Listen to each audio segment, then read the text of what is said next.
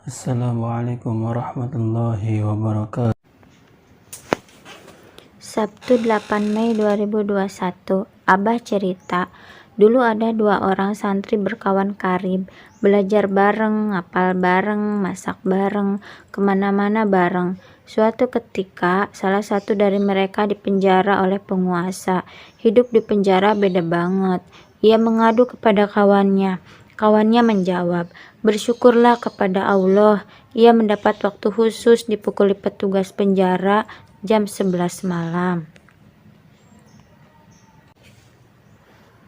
Kawannya menjawab, "Bersyukurlah, ada napi baru di penjara dirantai." Maka bersyukurlah, dirantai berdua, BAB-nya 50 kali mesti ikut.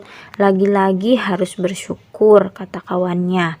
Bencana besar kalau imanmu sampai hilang.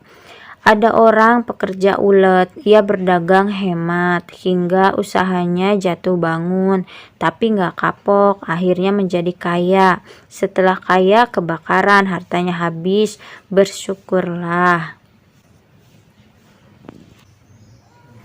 Waktu Imam Junaid al-Baghdadi umur 7 tahun membahas syukur. Syukur itu jangan pernah pemberian nikmat Allah untuk maksiat, tetapi untuk ibadah.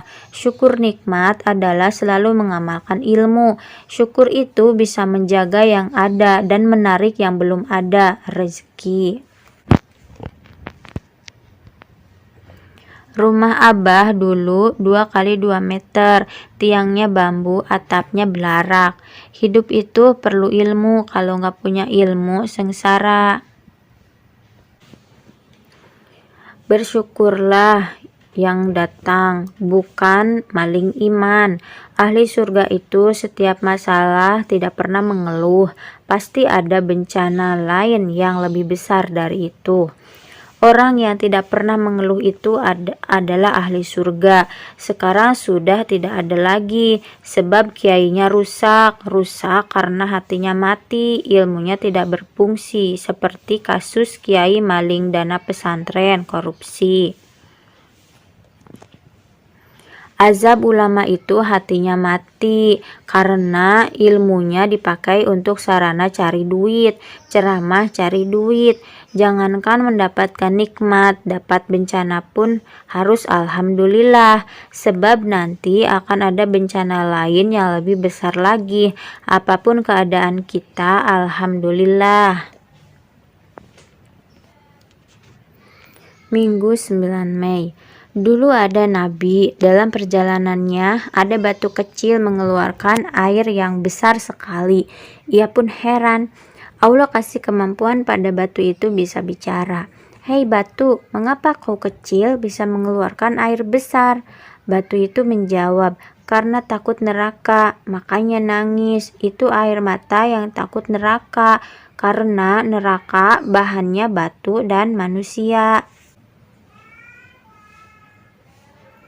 Nabi pun berdoa kepada Allah agar batu itu terbebas dari neraka. Akhirnya batu itu bebas dari neraka, tetapi batu itu masih menangis karena syukur banget. Karena air mata batu itu bisa menghidupkan banyak orang.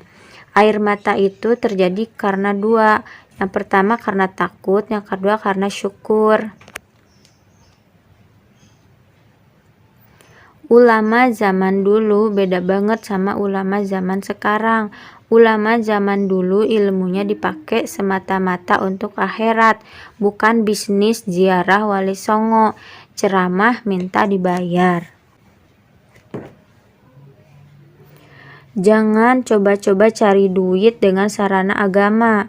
Ulama yang ikhlas itu, 1. Mereka ikhlas mengajar dan mengamalkannya.